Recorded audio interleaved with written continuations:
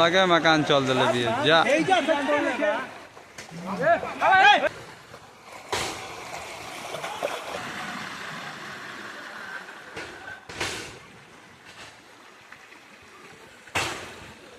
विशाल पेड़ पानी की गंगा जी के गोद में समा गई हो दादा। देखी जाए बाजार के पास, देखी जाए कैसे चली गई जा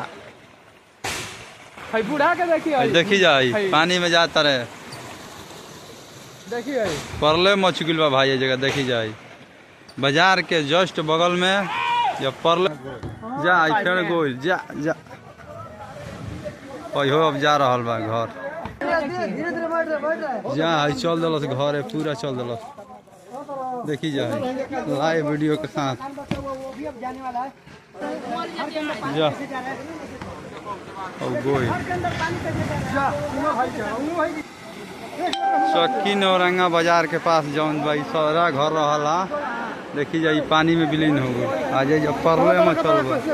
देखी जाए चक्की नौरंगा बाजार के पास रहा जा पूरा चल गया अंदर पानी में पूरा समा गया। देखिए अब हो जाए वाला बा।